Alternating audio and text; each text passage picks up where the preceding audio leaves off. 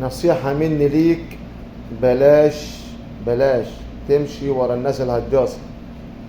الناس الهجاصة اللي بتحب تهجس كده وتتفشخر وتكذب والكلام ده كله، سيبك منهم.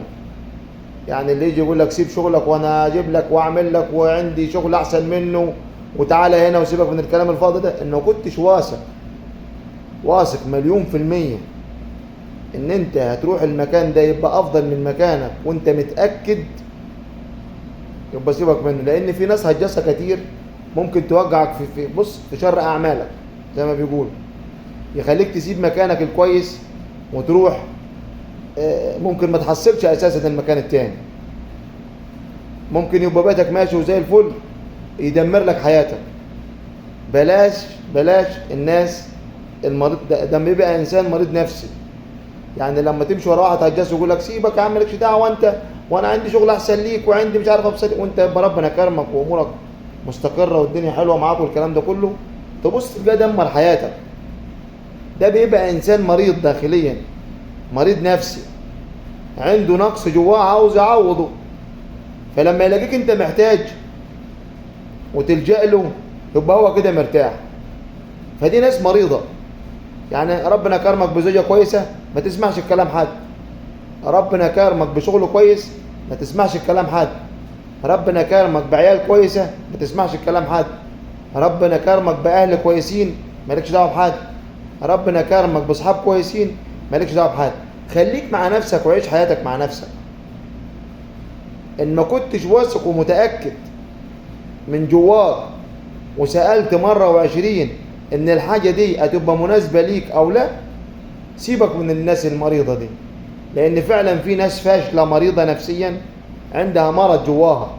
يا عم ما تشيلش هم وانا اشيلك من ساسك لراسك وانا اديك ولو عزت من جنيه ل100 مليون اديك ويعمل لك فيها ان هو بتاع وهو معفن اساسا وفاضي. والله العظيم هو فاضي، الجنيه عنده ب20 راجل. دي الناس المعفنة، الناس المريضة نفسيا. كلكم جربتوا وفي ناس كتير جربت وشافت. بلاش تمشوا ورا الهجاسين، لان في ناس هجاسة كتير وفي ناس كدابة كتير اقسم بالله العلي العظيم، اقسم بالله الغربة تعلمك، بص تعلمك الكفر وتخليك تعرف ناس معفن على حاجتها. ومش الغربة بس، وانت قاعد في وطنك وفي بلدك ممكن تعرف ناس شايفه راحه ان هي بص ياه هو اسمها ده زي ما بيقول، وهو معفن وفاضي من جواه. والله العظيم ماله تمن.